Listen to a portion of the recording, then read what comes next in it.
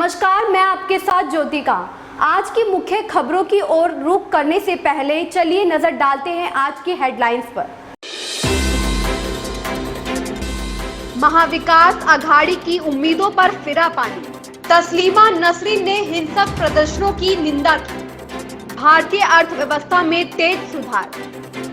अक्षय कुमार ने लगाई फ्लॉप की हैट्रिक।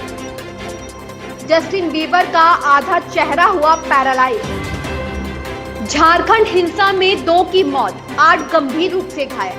भाजपा सांसद ने अमित शाह को लिखा पत्र। भारत में लगातार चौथे दिन बढ़े कोरोना के केस। कातिल बेटे का चौंकाने वाला खुलासा। बिहार के पूर्णिया में तालाब में गिरी स्कॉर्पियो। अब खबर विस्तार से।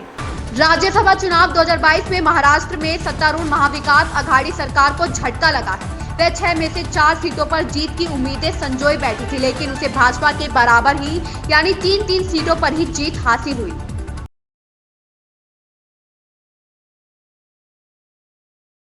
चर्चित बांग्लादेशी लेखिका तस्लीमा नसरीन ने नुपुर शर्मा के बयान को लेकर शुक्रवार को देश के कई शहरों में उपद्रव की कड़ी निंदा की है। इसके साथ ही तस्लीमा ने पैगंबर मोहम्मद की दुहाई देते हुए ट्वीट कर हिंसक प्रदर्शन करने वालों को नसीहत दी है।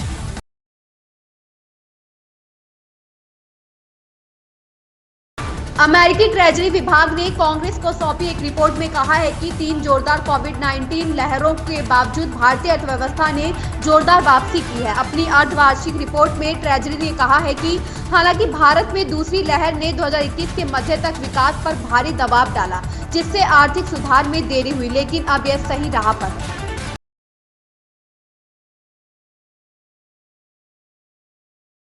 अक्षय कुमार की फिल्म सम्राट पृथ्वीराज पर फ्लॉप का ठप्पा लग गया है। पहले दिन सिर्फ 10.70 करोड़ रुपए की ओपनिंग लेने वाली यह फिल्म अक्षय की लगातार तीसरी ऐसी फिल्म है जिसे दर्शकों ने नकार दिया। इसके पहले उनकी फिल्म बच्चन पांडे और बेल बॉटम भी बॉक्स ऑफिस पर दर्शक नहीं बटोर सकी थी।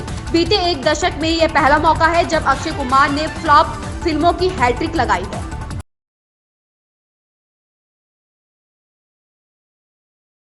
जस्टिन बीबर दुनिया के जाने माने पॉप सिंगर्स में से एक हैं। हाल ही में गायक ने अपने एल्बम जस्टिस के प्रमोशन के लिए दुनिया के कई देशों का दौरा करने का ऐलान किया था।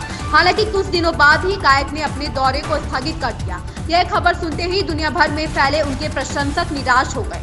वहीं अब गायक ने सोशल मीडिया पर एक वीडियो जारी कर इसके पीछे की वजह बताई है। वीडियो में गायक ने खुलासा किया कि उनके चेहरे का आधा हिस्सा पैरालाइज हो गया है।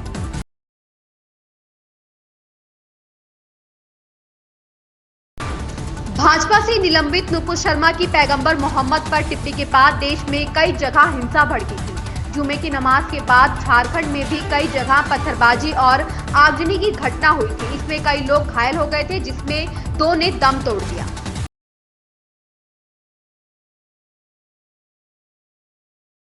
पश्चिम बंगाल में आए दिन आगजनी और हिंसा जैसी खबरों के बीच लोकसभा सांसद सौमित्र खान ने गृह मंत्री अमित शाह को पत्र लिखा है। उन्होंने अपने पत्र में कहा है कि पश्चिम बंगाल के हालात चिंताजनक है। ऐसे में यहाँ केंद्रीय बलों को तैनात किया जाए और उसे राज्य की सुरक्षा सौंपी जाए।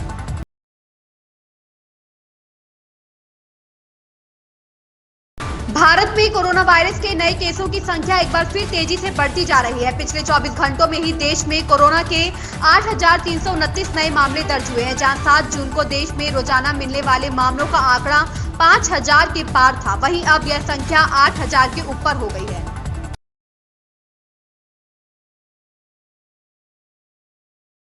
साधना सिंह की हत्याकांड में आरोपी नाबालिग बेटे ने पुलिस के सामने कबूल किया कि उसने वारदात शनिवार रात 3 बजे के करीब की थी।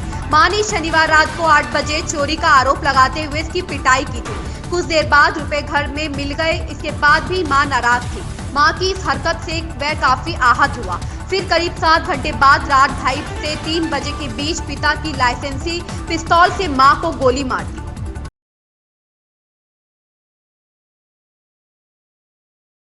बिहार के पूर्णिया जिले के कांजिया गांव में शनिवार सुबह 3 बजे एक स्कॉर्पियो गाड़ी के तालाब में गिरने से 8 लोगों की दर्दनाक मौत हो गई।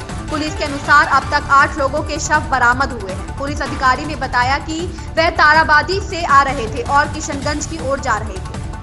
ऐसी ही ताजा तरीन खबरों से रूबरू रहने के लिए बने रहिए हमारे साथ।